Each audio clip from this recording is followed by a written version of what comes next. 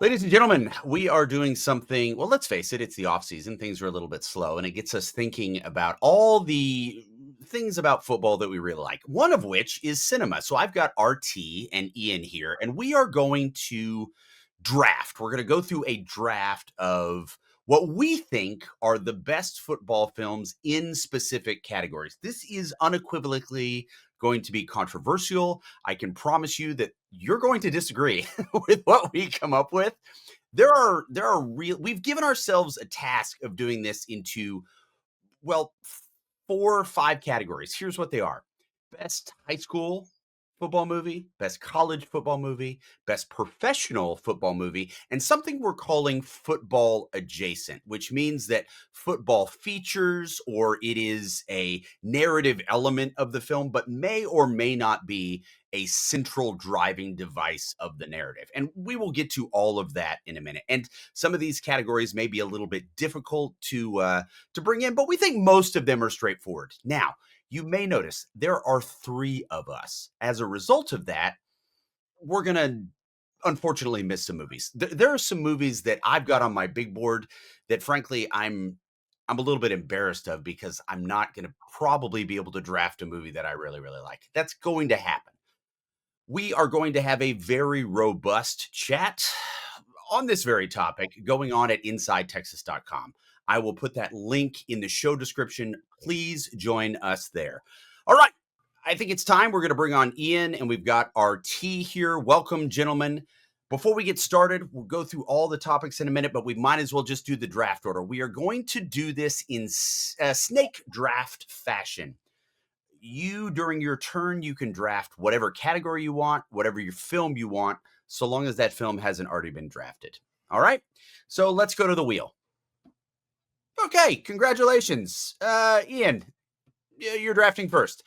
So it'll go Ian, myself, and then RT will have 2 in a row, and then we will go all the way through this. But before we do, there was a topic that came up in the chat prior to this particular exchange about the film The Blind Side. Now, Ian took the position that The Blind Side is not a high school film and should be categorized as a college film.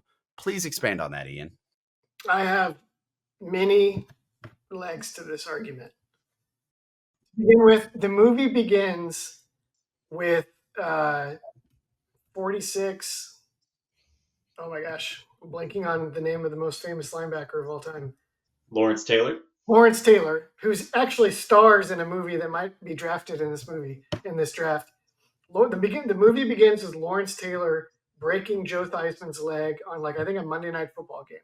And then the underlying narrative force is, hey, because of people like Lawrence Taylor, everybody in the NFL now needs big left tackles out of college.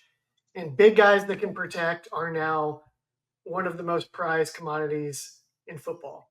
That sets the stage.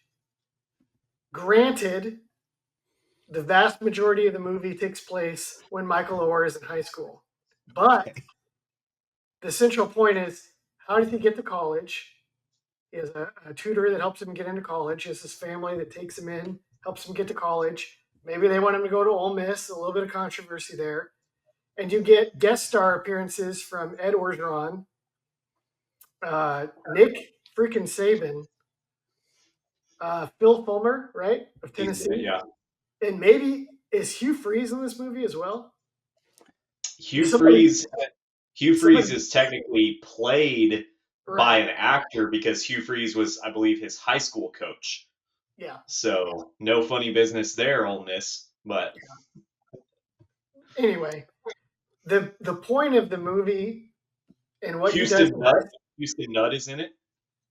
Houston, is he? You remember him? Yep. Yeah. Everything in the movie is about college and NFL impact. And everything that takes place at the high school level, you don't even know how his team does. You have no idea what their record is, how they finish. You don't know any of his teammates. All that matters is Michael Oher and his journey towards college and eventually the NFL. So to me, you could argue it's an NFL movie. I would say college, or you could just call it a football movie in general. and she's No, no, okay, no. We can't just call it a football movie. Of course, it's a football movie in general. All right, let me take a couple of these points. The ascension of a football player, zenith is the NFL, right? In order to get to college, you have to go through high school. So to make the point that it is a college film because of the recruiting that happens in high school, that's literally the business we do here at Inside Texas, is follow high school kids in order for the point to they get to college. So yes, there is going to be a narrative. It is what happens to him in high school that is the inciting incident that drives his. No, you're shaking your head. No, that's not. How is it not a high school film? I just don't understand. As because you pointed out, the majority of the film takes place in high school. Now, I understand he has aspirations moving forward, but this is clearly a high school football movie. a high school football movie is about your interactions in high school, your relationships with your teammates, your relationships with other high schoolers, blending football with high school. This movie is not driven by any of those things. This movie is driven by how can this kid get to the college level and how he got there and how he was taken. It's a family movie. It is a college process movie. High school and high school relationships factor into this only in service of his journey to college. So if we're looking at other films, let's take Anthony Michael Hall and Robert Downey Jr. in Johnny Be Good, or maybe even let's say Tom Cruise in Going All the Way. These are about high school kids, Yeah. their high school experience. In everything that they go through is about college recruiting. Would that be a college movie? No, but those movies, maybe Johnny Be Good, I would argue might be, because the focus is his recruiting trip. Their recruiting trips to colleges, right? So Sure. it's centered around the college football experience. Tom Cruise is about him growing up in Western PA, the local town, the local scene. You don't even really, you sort of know that Michael Orr is moved in growing up in like a ritzy area around Memphis. His town, his community, none of that plays into the movie. It's where he was pulled out of and where he's trying to get to. All right. RT, you're going to have to settle this. What category are we putting The Blind Side in? Man, I think this is the most. This doesn't happen very often, but I think this is the most strongly I've ever agreed with Ian. Yes. It's so The wrong. whole, I just, yeah, the whole narrative tension of the movie hinges on what he's going to do for college, and really specifically, is he going to go to Ole Miss? Because those people, the Tuies, are the biggest bunch of Ole Miss booster crooks. Yeah, sure, goodness of their heart, they see a 6'8", 300-pound 5-star walking Jonathan Ogden coming down the street, and they're like, yeah, let's adopt this guy before his senior year, right when Ole Miss is about to go through a coaching transition. So it's 1000% a picture in how the SEC operates. It is an SEC movie. It is a college football movie. Okay, fine. So look, you're both wrong. We're putting this now in the college football category. I'm going to take a slight diversion here. Okay. Do the Tuies adopt Michael Orr in the NIL era? They don't need to. I don't know. I will say I really enjoy that movie. It has not aged well.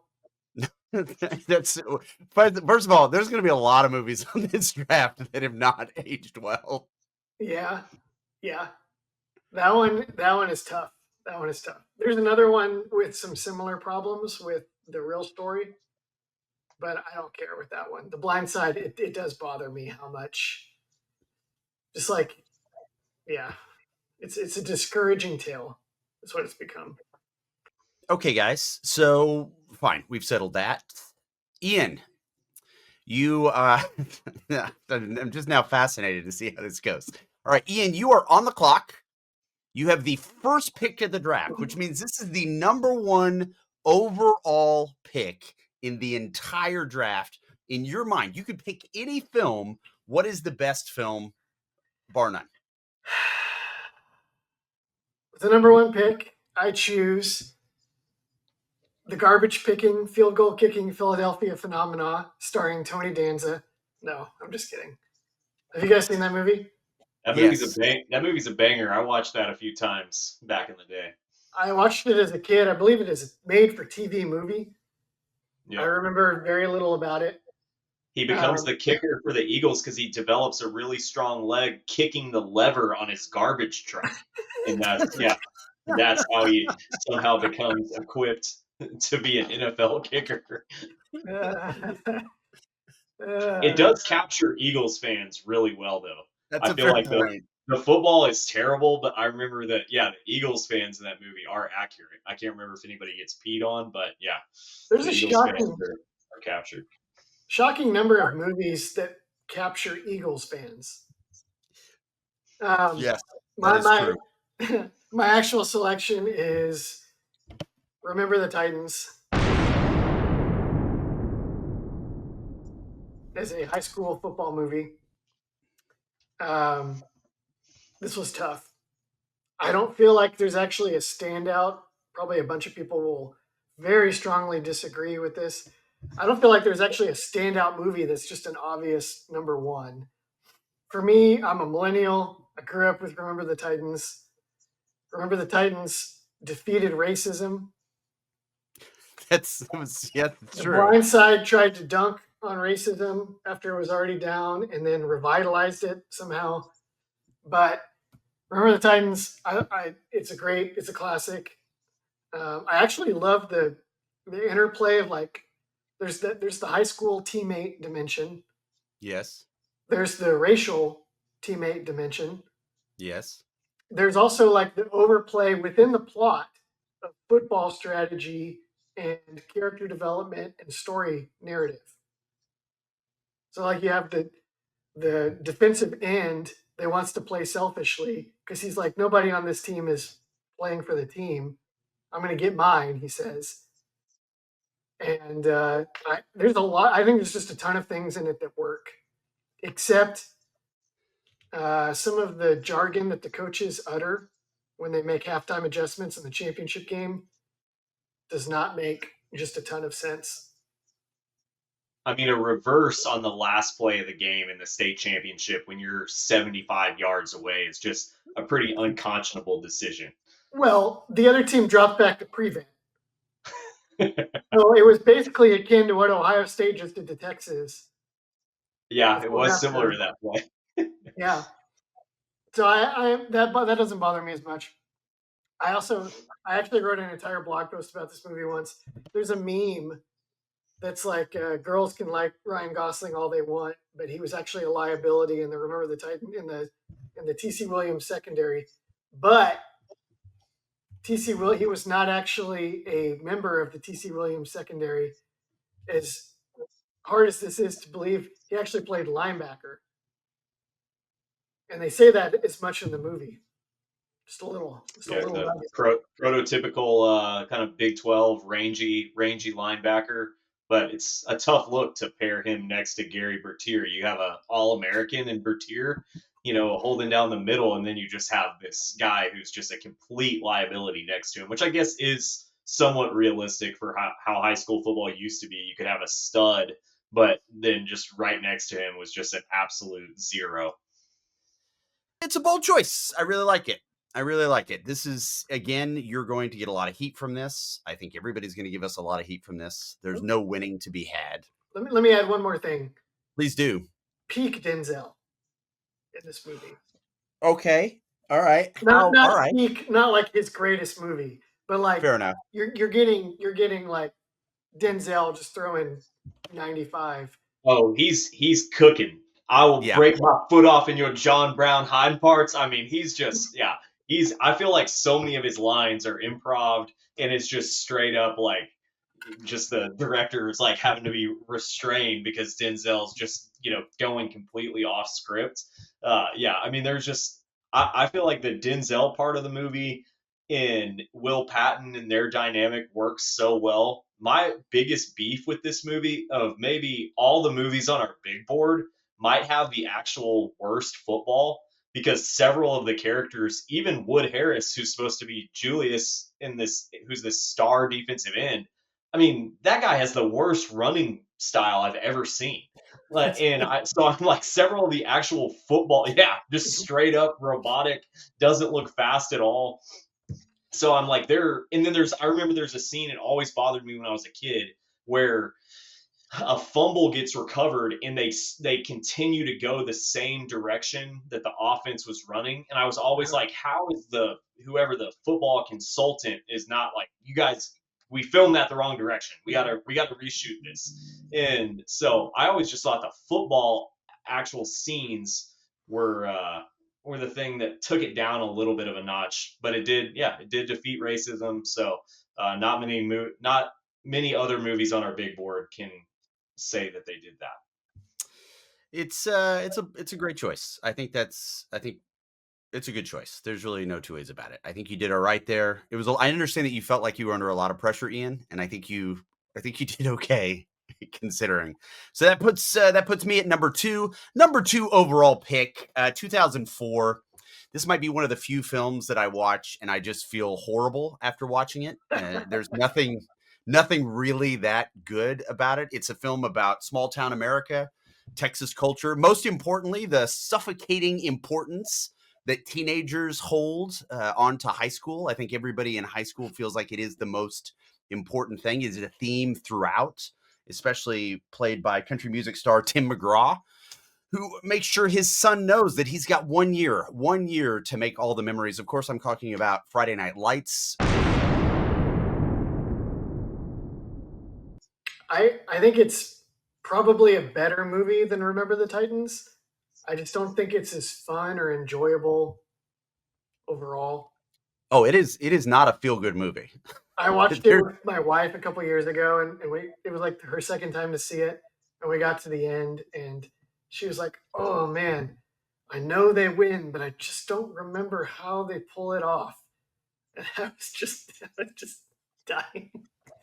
To me, the brilliance of it is that last 3 to 4 minutes when the coach is just taking names off the board, Uh-huh. dropping names in the hat, and you just see the finite, fickle nature of everything. Obviously, this is a narrative device they use to kind of cut to where the guys ended up going, but it's that scene, and then obviously the very famous perfect speech. Being perfect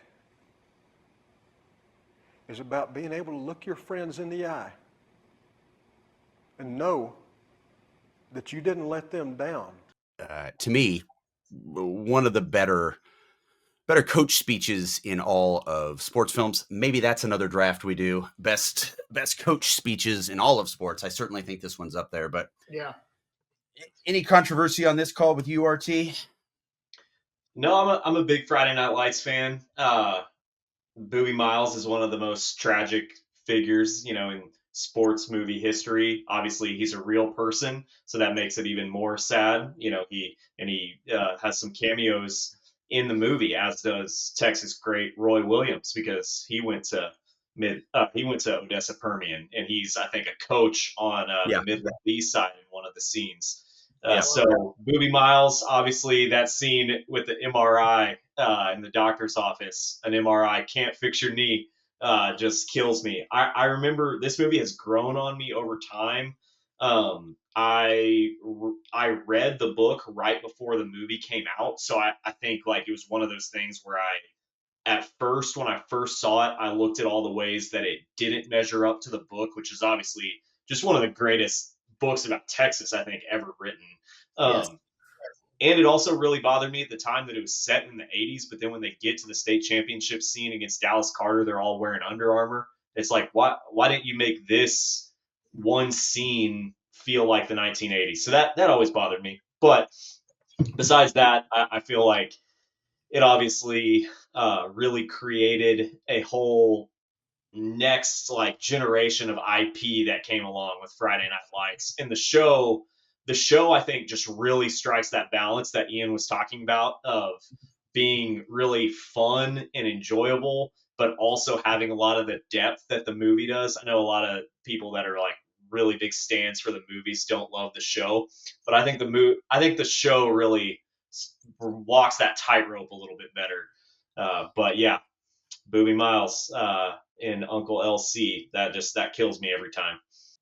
So first two picks, we've got number 1 with Ian at Remember the Titans. I took Friday Night Lights. The number 3 and number 4 picks are landing with RT. So RT, who are you taking at number 3? At number 3, based on the way y'all are picking, I have to snag this movie. LC, I don't want your life. I'm picking Varsity Blues.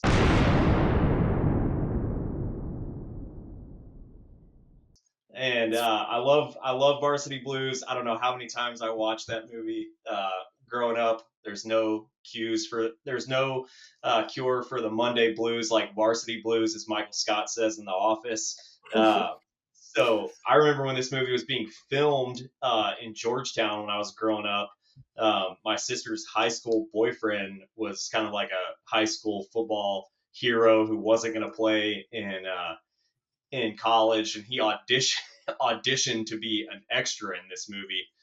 Didn't get it. It was heartbreaking at the time. So wherever he is, still sorry that you didn't get to hang out with Vanderbeek and Paul Walker. Rest in peace. But a couple things I like about Varsity Blues is I do feel like, even though it is obviously ridiculous, of all these movies, I feel like it is kind of accurate to how high school football actually plays out.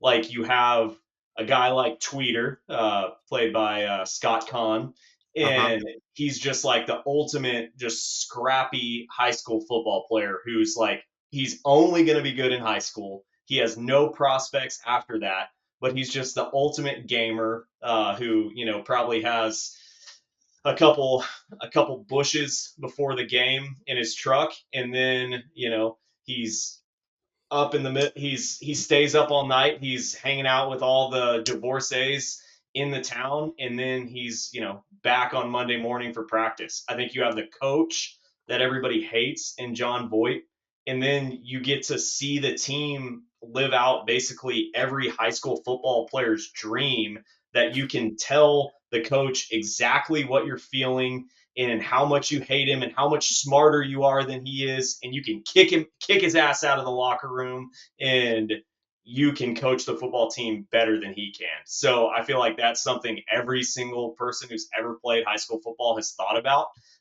So yeah, I love Varsity Blues, and obviously there's some iconic scenes in there. Ollie Larder. We won't get into that one in case this is a family-friendly show. But yeah, We Paul can simply Walker. say that, like, look, she is the head cheerleader that uses dairy products to maintain modesty. I think that's totally a legitimate way of describing what's happening. Yeah, and if that could have been Greek yogurt. I mean, lots of protein there, so got to get your protein. But yeah, I wrote some notes down. There's just so many great Texas character actors in that. Toss Me One Son, where he nails his dad in the face with the football in the backyard. I mean, those are just, yeah, it's an iconic movie, and I wish that Paul Walker was still with us. I think one of the things that goes really understated in this particular movie is the subversive messaging on how much we're underpaying our teachers. The fact that Miss Davis has to moonlight as a professional dancer, I think, is something that we should all be ashamed of, frankly. I'm being sex positive here. Miss Davis can do whatever the hell she wants, but we should be paying her enough to where she doesn't feel obligated to do that. Are we sure it's not the other way around? It very much could be the other way around, and thank you for bringing that up. Maybe she is an artist. Yeah, maybe she's passionate about dancing, but she's trying to get the teacher's retirement pension. So happy you brought that up. That definitely makes that situation a lot better for me in my mind. Yeah. I think Billy Bob, the actor who played Billy Bob, is also no longer with us. He's kind of the quintessential Texas offensive lineman that probably every single high school had. I know the guy that we had at our high school, who's basically our version of Billy Bob, was the FFA president He was constantly concussed, and he was a great hang. So yeah. Totally fair. All right, you've got the fourth pick in this snake draft. Who you bringing this? Who you bringing in with us? All right, I'm gonna use my pro pick out of the professional bucket, and I'm going to take the Oliver Stone classic, Any Given Sunday. A couple things about Any Given Sunday. I like how it feels so perfectly late 90s, early 2000s. I like that Al Pacino, if you watch it now, I think he is believable as this sort of last era of this type of coach who wears an all black suit on the sideline. He's not from any like scheme or coaching tree. He's just an old school ball coach, and he's trying to get Cameron Diaz, the owner who thinks she knows everything, is trying to replace him with Aaron Eckhart, who's using the computer to call plays. And, he's probably going to inspire some McVay coaching tree or something like that down the line. But Tony D'Amato, Al Pacino, is just an old school ball coach. I love that. I really think that the MLS, if they wanted to be taken seriously in America, instead of just using stupid names like Austin FC or trying to, basically knock off European soccer, they should have taken a page out of the Any Given Sunday book and listen to some of these nicknames: the Minnesota Americans, the Chicago Rhino, the LA Breakers, the California Crusaders, Washington Lumbermen is my personal favorite, Oregon Pioneers, Houston Cattlemen, and Wisconsin Icemen. I mean, that if the MLS wanted to be taken seriously, or even the XFL, I mean those names, the jerseys, calling it the Pantheon Cup, it was just like you said, subversive enough to where it's like, this kind of looks like the NFL, but also I don't recognize this at all.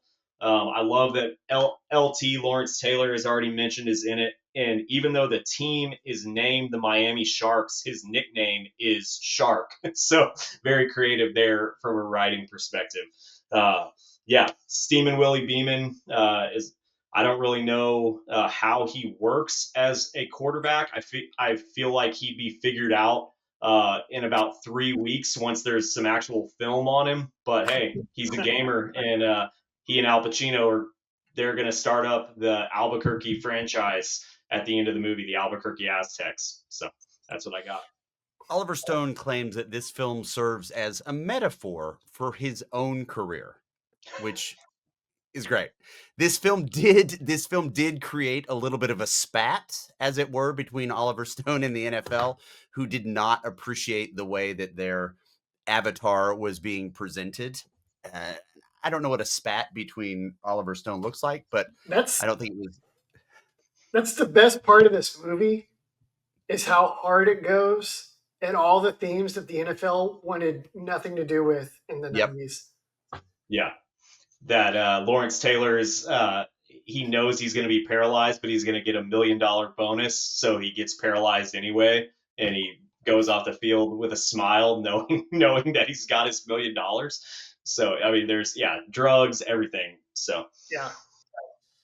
It's Roger Goodell probably would have shut this down had it come out in the Roger Goodell I'm sure era they tried. before. Well, with Paul Tagliabue, he's a little bit different. So.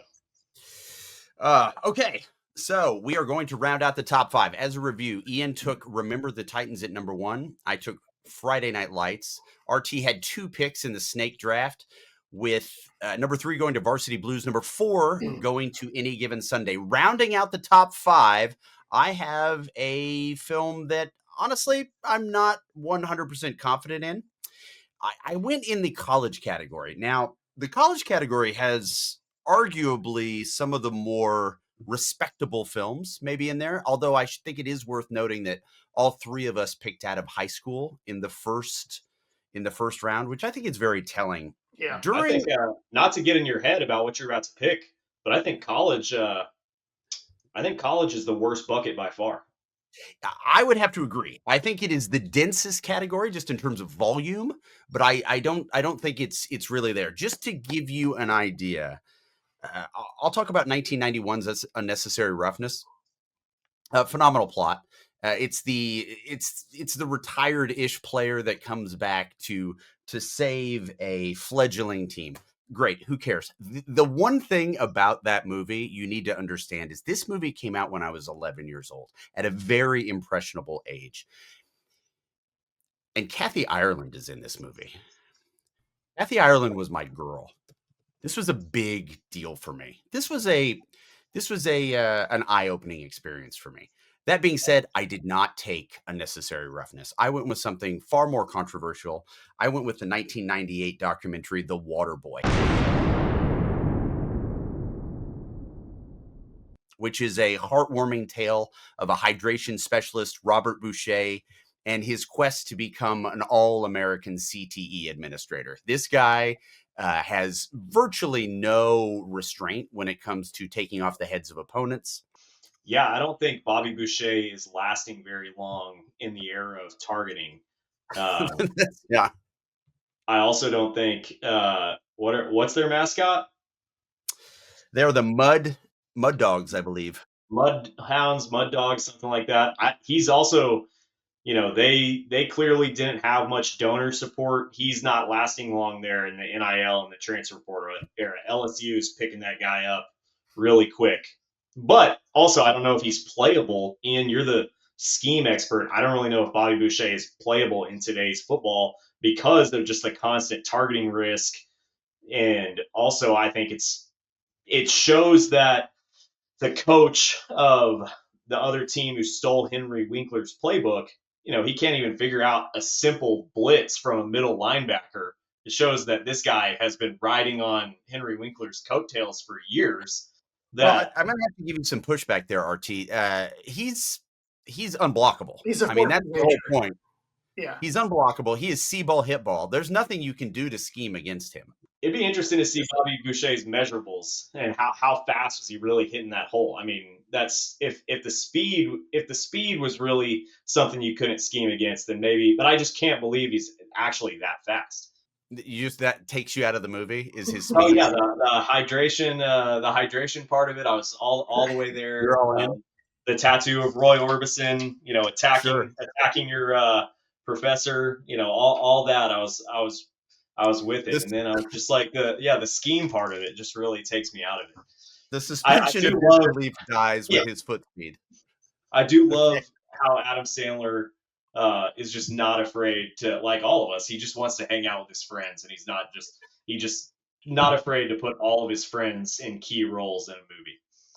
That's fair enough. It's nepotism at its best. That's why we have Ian. Ian, any thoughts on this? There's a few memes from this movie that I love.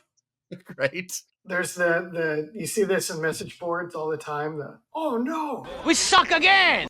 One thing I really liked when I was 8 is I was a huge WCW WWF fan, and his favorite wrestler, Captain Insano, was played by the WWF great The Big Show. I think he was still in WCW, billed as the Giant at the time, loosely a loose relation to Andre the Giant. So yeah, I was pretty excited about the Captain Insano part. I'm just going to say, guys, you probably need a fiduciary financial advisor. And I've got the guy for you. His name is David McClellan with Forum Financial. He works broadly and deeply with his clients as a financial life coach. And he should know something about coaching because he won several national championships as a swimmer for the University of Texas. He specializes in financial planning and has contributed numerous articles to Kiplinger on the topic of retirement tax bombs. So contact David today to be your fiduciary financial planner and schedule a 1-hour consultation to assess your financial situations. The free consultation is available, so just give him a call. The number is 312-933-8823. That's 312-933-8823. His email is also in the description below. All right, that moves us. Now we are out of the top 5 into the top 6. Now, again, because of the snake draft, Ian has 2 in a row. You are on the clock, Ian, with the number 6 overall pick. All right, number 6. I'm going to take my own foray into college world. I chose Rudy. I don't care that the real life story is nothing like what's portrayed in the movie. I don't care that some people hate Notre Dame. I don't care about anything else. I am a person of smaller stature. This movie was always 5 foot inspiring. nothing, 100 and nothing, Ian. Yeah, this movie was always inspiring to me growing up. I loved it. I love this movie. The soundtrack is amazing, and this movie propelled Sean Astin into the Lord of the Rings trilogy as Samwise Gamgee. It's like, and Peter Jackson, as soon as I heard that they were making this movie, I was a big Lord of the Rings nerd growing up, and me and my siblings would be like, if they ever make this a movie, if they could get Rudy to play Sam, that'd just be perfect. And sure enough, that's exactly what happened. So there's so many things that we owe to this movie, Elsie. Oh no, 100%. This movie is. I have a lot of problems with this movie. I'm going to give you everything. I don't care. I know you don't. This is where you and I align. The only reason I would have this on my big board, and it is on my big board, it is on my big board because of Jerry Goldsmith's score. It is hands down one of the best scores. The tryout scene and the accompanying music is masterful. It's shot in the morning against that backlight. It's hard to get much better than that in cinema. They used it for the next 5 years. Any Oh yeah, inspirational movie you saw, I had the dun dun dun dun dun dun dun dun dun dun dun. we just got flagged by YouTube. Thanks for that, Ian. I doubt it. Yeah, I think this movie went a long way to really kind of like keeping the mystique of Notre Dame that was alive in the, mid 20th century, like really kept it alive for a little while longer. And I honestly feel like in a lot of ways, like the late 90s, like early 2000s, Tyrone Willingham, Charlie Weiss, Notre Dame bump really came from people like, kind of getting a second win from Rudy to where they wanted Notre Dame to be relevant again.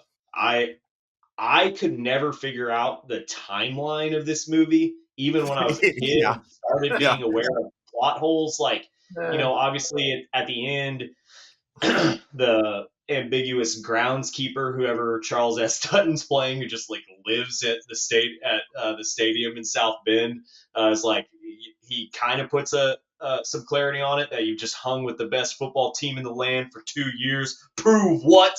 But I was always like, is Rudy 32 years old because he works at a steel mill for a little while? His friend dies after he graduates high school. I mean, I just that none of that ever made any sense to me of when he actually arrives in South Bend, and then obviously some problematic things have arose about Mr. Rudiger's script over the years, and I love the line of Joe Montana saying that they carried Rudy off of the field as a joke because no one liked him, which definitely hurt 7-8-year-old me pretty bad. I felt that in my gut pretty deeply. But hey, like I said, the score is amazing. It does make you feel exactly what it wants you to feel. I don't know if it was because I didn't like him, but it was ironic. It was an ironic gesture, is what he said. Yeah. This also brought us Vince Vaughn and Jon Favreau. Yeah. This is prior to Swingers. This, if Ian's got his Lord of the Rings franchise, I've got the Favreau Vaughn connection. I think, let's face it, equally significant. All right, you have, I believe, the number 7 pick coming in here now, Ian. You've just taken Rudy. You have a high school. You have a college, which leaves you adjacent and pro. Where are you going? I'm going to choose another inspirational tale of undersized people chasing greatness. I chose the adjacent movie, Little Giants.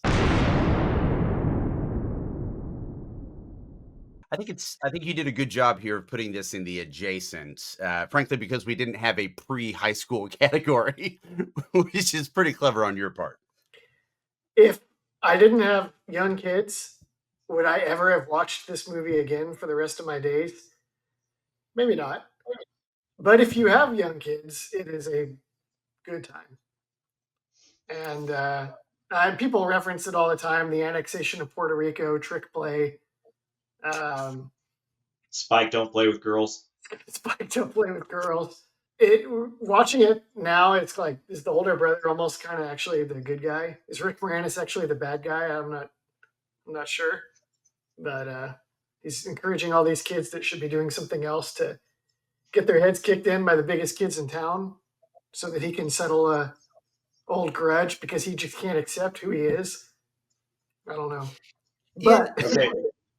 On a more grander scale, I'm curious about this. As you reach a certain age, do you start identifying more with the villains in films? Because I can tell you that I certainly do. Like 100%. the mayor in Jaws, he's got schools to keep open. There's so many things he's got to deal with. I can appreciate maybe that. What the hell are these kids going to do in summer when they can't swim? I mean, if they can't go to the beach, these ruffians are going to be, running roughshod on the whole town. I think that Roy Schneider was being a bit of a dick in that movie. But sure, maybe Okay, a 30-foot shark is going to eat all the children in Maine. Little Giants was on my big board, and I have some questions about Ed O'Neill's character, Kevin O'Shea, which, because me and my son have watched this recently, and I think there's some problems. He says that it's in Ohio or Urbana, Ohio, I believe, and he was a Heisman Trophy winner.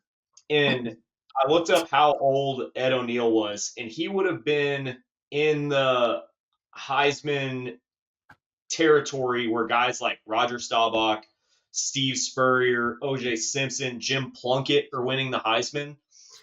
And I'm like, those guys didn't go back to this extremely small town in Illinois and have a really small leased car dealership on Main Street. Those guys were commentators, and those guys at least had cups of coffee in the NFL. Even if you look at some of these guys, I looked up some of the Heisman winners in the 60s who maybe I've never heard of, like Gary Beban from UCLA or John Huarte, I don't know, from Notre Dame. Terry Baker from Oregon State. I mean, all these guys had cups of coffee in the NFL. They all went to do other things. And I just feel like Kevin O'Shea, I don't believe him for 1 second that he was a Heisman winner. And I'm just wondering if this town maybe is just believing and caught up in this lie, like, hey, this guy won the Heisman. I mean, there's no way. Is that because Ed O'Neill was a defensive player? In real life, you just couldn't buy him as a quarterback. I mean, he did have a cup of coffee with the Steelers. I mean, it's not like he's not an athlete. I didn't even realize that. Wow. Yeah. Ed O'Neill played at Ohio University and then eventually at Youngstown State. We shouldn't be dumping on Ed O'Neill here. Dude's a legend. I think it's less of a gripe with Ed O'Neill, and it's more the fact that I don't feel like this guy who won the Heisman would be living in this like suburban house and have a really small car dealership where he has 5 cars on the lot in Ohio. I think he would be. Yeah. I want to know how the Heisman Trophy winners are doing these days. I feel like maybe they're doing better than that, but I feel like the former college star running a car dealership is absolutely one of the most believable things about this entire movie. Right. But are they having to show up on the lot and actively sell stuff? I feel like, yeah, you have like the Troy Aikmans and that's obviously he's really famous, but I don't know if they're actually having to do the day-to-day Monday through Friday sales. Maybe they have their name on the sign or something, but yeah. We are at the number 8 pick, which is mine. Now, look, we defined the adjacent category as football adjacent. We just went with Little Giants because we didn't have a category for players under the high school age. We also talk about adjacent being having football as an element, maybe even a major element, but not necessarily the driving force of the narrative, which is exactly why I chose the 1991 film Point Break.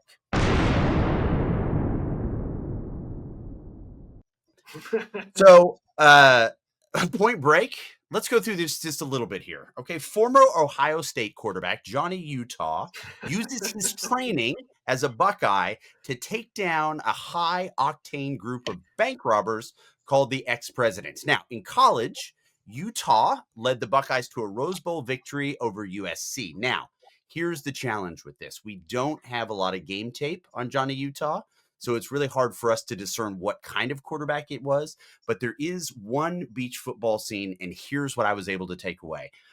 Likely a pro-style passer. He does not run at all unless he's getting pushed out of the pocket.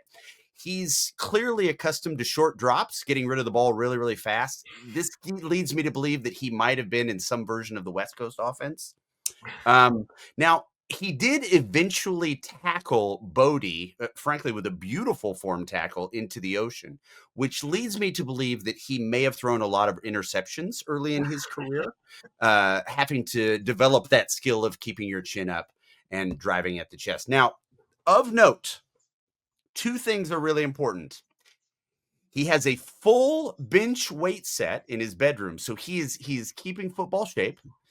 The one that's good. The downside is he almost drowns in the ocean at the beginning of the film, which is not a great look for a Division I athlete. So adjacent, I believe, was number 8. I went with 1991's Point Break. FBI. I feel like Shane Falco and Johnny Utah are the exact same person. Shane Okay, Falco. so yeah, you're referring to the replacements. Yeah. Yeah. So Shane Falco, I just wanted to make sure, but I looked it up because I was pretty sure this was right. He is also an ex-quarterback from Ohio State. So Shane Falco, a left-handed former All-American quarterback at Ohio State who fell off the grid after choking in the Sugar Bowl and washing out of the pros after one season. So they clearly saw something in Johnny Utah where they were like, let's just run this character back, and maybe he doesn't join up with some bank robbers and join up with the FBI and do stunts. Maybe he's just living on the boats, in the harbor in Florida, waiting for the NFL to go on strike, waiting for that next call. some major collective bargaining spats so he can get back on the field. Watching either of these movies, it feels remarkable that young Keanu Reeves would grow up to become John Wick, who is a truly great action movie star and intimidating presence on screen. You can tell he's a real athlete because of the choreography and the form tackle and Point Break, and the choreography in John Wick for however old he is now, 60 or whatever, is pretty solid. That is rounding out our top 8 to review. We've got Ian, Remember the Titans, me, Friday Night Lights, RT, Varsity Blues, RT again, Any Given Sunday. Number 5 is The Waterboy. Number 6, Rudy by Ian. Number 7, also by Ian, Little Giants. And we just threw out the number 8 pick in the adjacent category, Point Break, which leads us to you, RT. You are the 9th pick overall. You have 9 and 10 in this snake draft. All right. Well, like I said earlier, the college bucket was pretty thin, and so I gotta nab something out of that bucket here for my college pick. I know a popular choice is The Program, 1993 film with James Caan as the coach of what is their name? Eastern State University. I think The Program does a really good job of capturing what 90s SEC football was really like. You've got steroid subplots, you've got grades issues, you've got shady donors, you've got all those things. At the beginning of the movie, the dean or the president of the university brings James Caan in, and he says that the legislature and the donors want you out of here unless you make a bowl next year.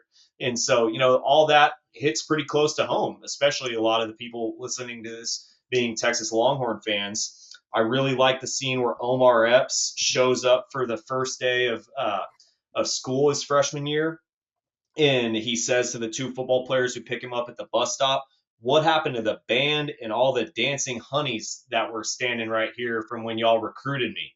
So I think it really, in some ways, we think about the transfer portal and NIL and all these ways, this huge multi-billion-dollar college football playoff.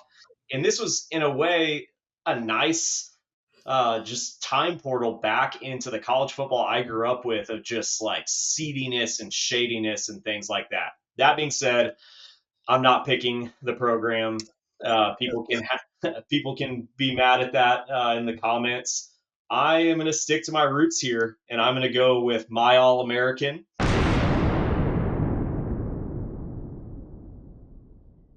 The story about the 1969 Texas Longhorns, national champions under Darrell K. Royal, specifically the inspiring story of one Freddie Steinmark, who was a great safety, started for several years for the Longhorns, was undersized, was really a Rudy type character in a lot of ways, but could just hit like a freight train and got everybody lined up on the field, and tragically was diagnosed with cancer after the big shootout against Arkansas his senior year, and it had his leg amputated before the national championship game against Notre Dame. Still stood on the sidelines with the rest of the Longhorns. This movie, is, I think, by the guy who wrote the script of Hoosiers. There's a lot of beats that it follows of those inspirational sports movies that we've all seen and grew up with. But I like that there's a bunch of former Longhorns in here. You have one of James Street's sons playing James Street. You got my boy, my college roommate, Texas Longhorn offensive lineman Luke Pellman playing Bob McKay. Luke at the time said, "Man, I think I want to be an actor because they give you a haircut every single day." And so he really enjoyed his time filming this movie. And this was also my mom's freshman year of UT. So this movie will really get her tears flowing, get the nostalgia going. So yeah, my All-American for my college pick. I think you picked this just because it is about Texas. I did. And the right answer that you should have done for a Texas-centric, college-based movie that is adjacent to college football was actually Man of the House. Revolution Studios presents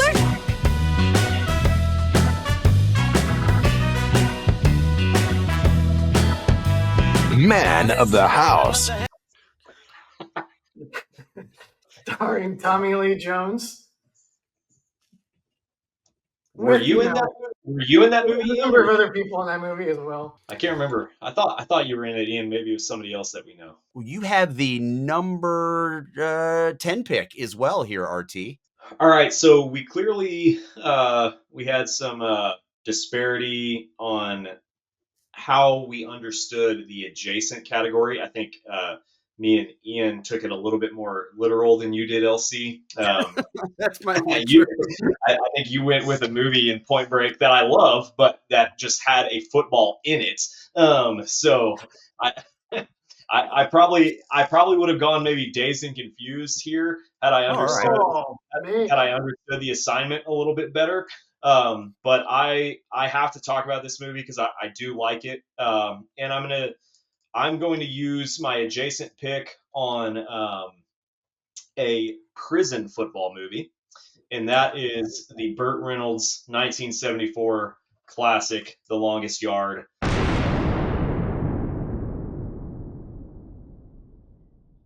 Not the Adam Sandler version, though I did like that movie in high school quite a bit, and it's got some great cameos in Michael Irvin, Bill Goldberg, Stone Cold Steve Austin. And I will say, the football in the Adam Sandler Longest Yard is really good. So it's kind of the opposite of Remember the Titans. And obviously you have Michael Irvin, you have guys like that playing it, so it's hard for it not to be good. But yeah, The Longest Yard, with Burt Reynolds, the Mean Machine. I think Burt Reynolds as an action star, as the star of a movie who can just carry a movie by himself, is just something that shouldn't be lost. And yeah, me and my dad watched this movie a lot on DVD back in the day, and he was obviously a former football player at Florida State, Burt Reynolds.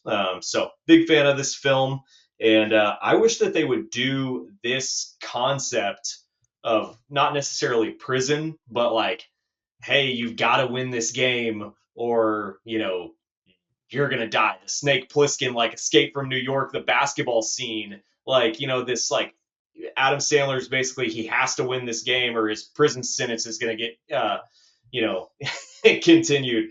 Like I just wish that they would do this more often. So I'm all in on prison movies, and this is obviously combines it with football. So big Longest Yard fan. A real fun fact about this one: the producer of The Godfather, Al Ruddy, this was his next film. He turned down The Godfather 2 to work on The Longest Yard. So any quality can be attributed to him. Did you have anything on this one, Ian? I've seen chunks of the original.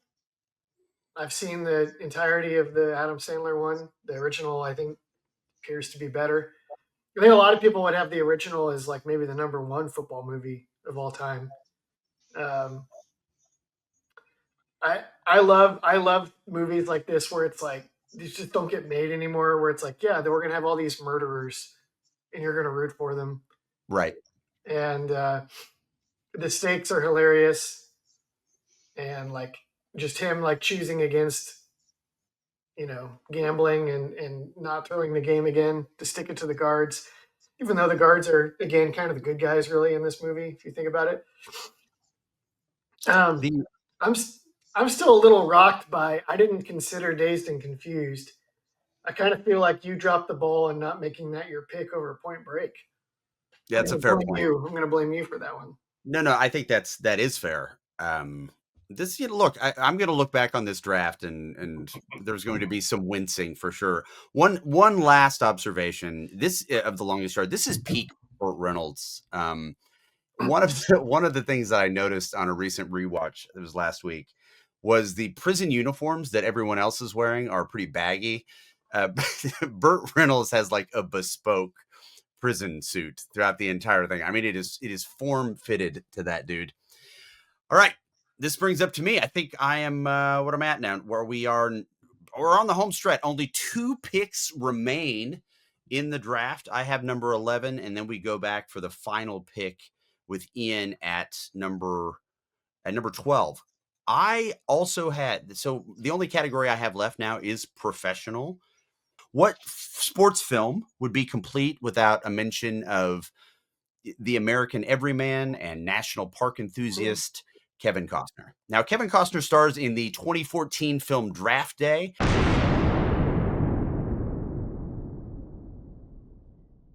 This is about the front office. The front office is almost never the hero in any of the professional films. And this is one of the times that they took a more of a glowing light on them. This was also directed by comedy legend Ivan Reitman. So we're thinking about Animal House, Ghostbusters. It's not a great movie, if we're being honest. It's probably the weakest of the pro movies, certainly on my big board. But it is that I do think that if you are going to have a sports movie draft of any kind and you have the option to take a Kevin Costner joint and don't, I think you've missed the plot. So I took 2014's Draft Day. I will push back a little bit. I think there's a lot of football stuff in this movie that is completely ridiculous. It's really dumb. Yes. And it's just a blast. I think it's a good movie. It's really fun to watch this movie. It's a good rewatchable, or if you're a millennial or a Zoomer, it's great for the reels or the short clips in your YouTube algorithm, and come up. I like there's so many problems. It's not, if you look at the overall results of his trades, it's not obvious that he really came out ahead in the whole thing. I don't remember the details of everything he has to trade and everything he gets back, but it was like when you add it all up, you're like, did he actually win? I think he trades he trades 3 first-round picks to get the first overall pick, and it's the guy it's the quarterback who nobody came to his birthday party, so that's a huge red flag that he was just in it for himself. So then he has the first overall pick, but he really wants to take the Chadwick Boseman character. But then Arian Foster's the running back, Terry Crews is his dad, and then he somehow like gets cold feet right before he's going to take the quarterback, and he gets all his picks back, only to take the freaking running back at number 6. It's like, dude, what are you doing? That's just, I mean, this guy, like, obviously Bijan Robinson got picked at 7. I love Bijan. I'm going to defend that all day. But this guy, I mean, to take a running back at 6 after you just traded out of the number 1 pick, I mean, and you didn't even get anything of value back, you better have drafted like 1977 Earl Campbell combined with, 2010 Jamal Charles. I mean, this guy's better be able to do everything.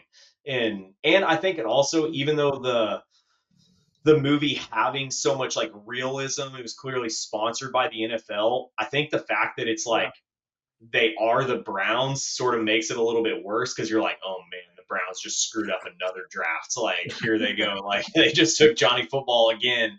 Well, it makes clear that it's the owner's fault. There's also a bad football part where he's talking to Boseman on the phone. May he rest in peace. And Boseman is like, sounds like you could use a big, powerful inside linebacker that can control the A gaps for you. And that's his position, I guess. But then when they're watching his highlights, he's obviously clearly an edge, and he's terrorizing the Wisconsin quarterback as a pass rusher. The inconsistency, LC, and it bothers me. No, I understand. And again, it was number 3 on my big boards. But we're getting late in the draft. So late, in fact, that we're on the final pick. The number 12 pick goes to our very own Ian Boyd. All right. With my last pick, I'm picking my pro movie. I'm choosing Heaven Can Wait.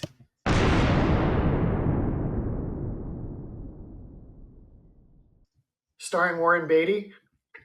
I'm primarily choosing this movie because I want to introduce people to it, because the plot of this movie is unbelievable and hilarious. Have you seen this picture, Elsie? It's been a very long time. Are you using this as an opportunity to witness? I'm just curious. No. RT, okay. All right. I have. I've seen it many times. I've also seen the Chris Rock version, which was a remake that did not include any football. But I saw the Chris Rock version in theaters because I was a big fan of the original. I watched that quite a bit with my parents. So this movie was made to drive Paul Wadlington nuts. Warren Beatty is a quarterback who is riding a bike through a tunnel, and this angel is sent to go collect him for heaven because they're like, oh, he's dead, because there's a truck coming through the other side of the tunnel. And then the athlete is like, no, I was going to dodge the truck. I have amazing reflexes. You took me too early. He's the LA Rams quarterback, right? Yeah, or wherever they were at the time. But his body's cremated. So he convinces them to send them back into the body of a billionaire. He then takes over the billionaire, buys the football team, inserts himself at quarterback, and it's like, it's no problem. I'll just whip this billionaire's body into NFL shape, and I'll be the quarterback. It's the elements that you guys have a problem with. That's you're like, you know what? Honestly, I was there, locked in. How's this guy going to get in shape? He can barely touch his toes. It's got that guy from, boy, you're going to hate this, LC. The dad from Beethoven plays a villain in this movie. Charles Grodin? Yeah. He plays the billionaire's wife's, she's like cheating on the billionaire with this guy. I think she tried to kill the billionaire as a major part of the plot, and she doesn't understand why he's back. It's quite a movie. It's a very 70s movie. Wow. So replacements goes undrafted out of the pro Replacements category. goes undrafted. There's a few here. I mean, if we're gonna go just really quickly on some of the major, and maybe they're not major. We'll see what folks say about this. Brian Song. 1988's. Just going in the college category. We got 1988's Everybody's All American. That was based on Frank DeFord's novel. Another Notre Dame propaganda film, which came out in 1940, Newt Rockne All American, starring future president Ronald Reagan. His famous one liner, "Win one for the Gipper," is cemented in Notre Dame lore. Did you guys have any other in college outside of the program that we missed, maybe? Yeah, my college big board was pretty thin. College big board was thin. My pro was those three. I mean, look, we will post. We go to the InsideTexas.com. We will put that link in the show description there, where the message board, I'm sure, will be very opinionated on how we do this. When we do, we will list some of the movies that were certainly considered. Jerry Maguire was one of them. The Last Boy Scout was another. Last Boy Scout, obviously, all-time opening scene. Guy has to get out of gambling debt. He has to win a game, so he pulls a gun from his pants and shoots the defenders on his way to the end zone. I have to know if that touchdown counted. Like, can you imagine, like, if you're in the fantasy championship that week and it's like, oh, I'm up by 5, and then all of a sudden this Billy Cole on the other team is running down the field in the pouring rain, and he pulls a gun and he shoot. I mean, is that a penalty? I don't know. If you lose your fantasy championship that way, that is crushing. To put this was my favorite part about this too, RT. I'm just going to read to you the first 2 sentences in the plot description off of Wikipedia. During halftime at a football game, Los Angeles Stallions running back Billy Cole receives a call from Milo, a man who warns him to win the game or he will be killed. Sentence 2. Cole ingests PCP and in a drug-induced rage brings a gun onto the field, shooting 3 opposing players to reach the end zone before shooting himself in the head. 2 sentences. There's your plot description to get you into the film. This movie also stars UT alum Bruce McGill, which is nice. It's nice to see those guys in there.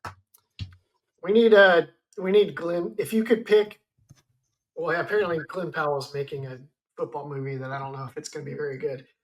But if you were going to pick a movie for Glenn Powell to make to rescue one of these categories, which category would you want him to rescue? The category or a film? What do you specifically, category? If you're like, I need Glenn Powell to make a college pro adjacent high school movie to bolster, like, maybe not to bolster category, but just like.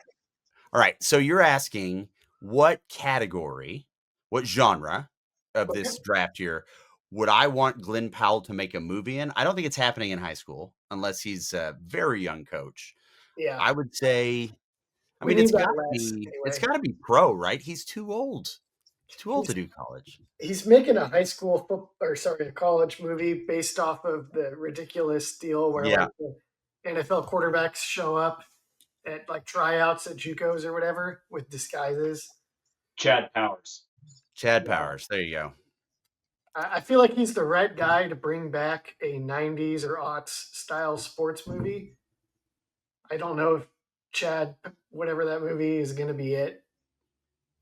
Yeah, the inspirational sports movie really, I feel like, ran its course. It kind of peaked. I feel like it Remember the Titans, and then after that, there were some, it was kind of on life support for a little bit, like with the movies like The Rookie, the Dennis Quaid baseball movie, and things like that. All the Disney movies, yeah. And then it just really cratered, as like things like $1 Million Arm, and I don't even know when the last attempt to make an inspirational movie was, but I would like to see a movie, a movie on the side of the bagman. So kind of how some of these themes that we've seen with the program or even Blue Chips if we're going basketball, but tell it from the perspective of a donor pre-NIL who is trying to, or maybe even NIL would be interesting.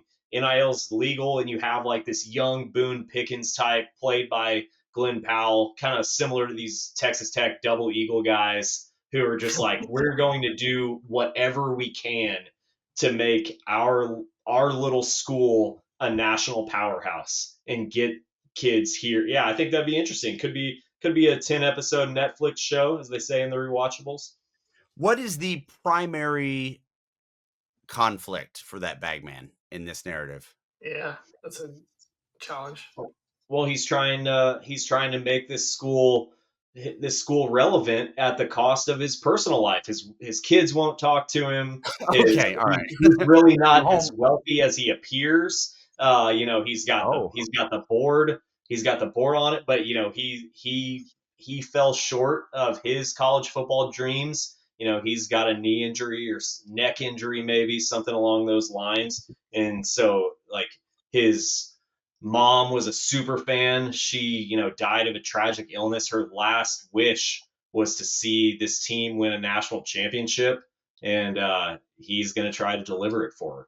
And he's not wealthy in the beginning here. The first act, he makes all his money in meme stocks, and this gives him an opportunity to do one of two things. He can put his little sister through school, or he can fulfill his mother's dream of this small Texas college winning a national championship. I'll tweak it. He's a young coach.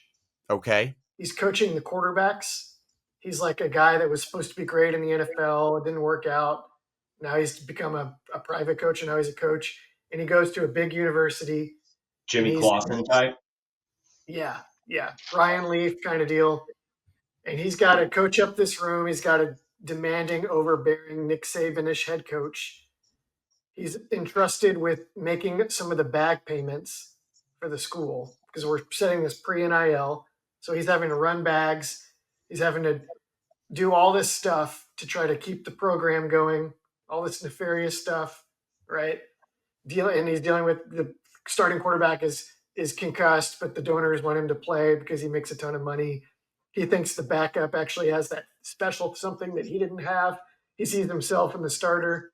I feel like this could be it. One thing on Jerry Maguire, the look in the peek inside the agent life, I always found interesting. The football sucks. The football scenes are a joke. Rod Tidwell wouldn't be like an A-list wide receiver. He's more like a Tyler Boyd, like slot wide receiver.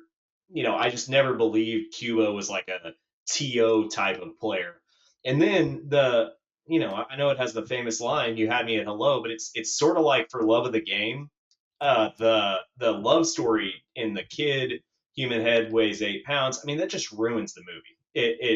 It needed to not have the love story aspect and just lean fully into this seedy agent life. This guy's got to, land or keep this one client or his career is over. So love story doesn't do it for me. That's why Jerry Maguire was not on my board, but I know some people have it on theirs. Starring 1992 UT grad Renee Zellweger. Pretty good if you think about it. She graduates UT in 92. Jerry Maguire comes out in 96. She's doing all right. That's a pretty quick turnaround there. Nice. All right, y'all. Thank you very much for joining us. As a review, here we go. Here is our top 12. Ian takes Remember the Titans at number 1. Myself, Friday Night Lights at number 2. RT, Varsity Blues at 3. And at number 4, RT takes Any Given Sunday. I take The Waterboy at number 5. Ian has 2 picks. Rudy at number 6, Little Giants at number 7. I come back with Point Break at 8. RT's Texas Tale, My All-American, is at 9. RT also takes The Longest Yard at 10. Rounding it out with me at 11, I have Draft Day. And number 12, final pick of the draft, Ian takes Heaven Can Wait. We are almost at 90 minutes. Thanks so much. If look, you're going to see this on YouTube, and it's going to be below 90 minutes, and there's some stuff that we're not going to show you. That's just all there is to it. Join the conversation at InsideTexas.com. Again, that link is going to be in the description. It is it's a robust message board discussing this very topic. Any final words for you, Ian or RT? I've said enough. I'm going to go watch Airbud Golden Receiver, I think.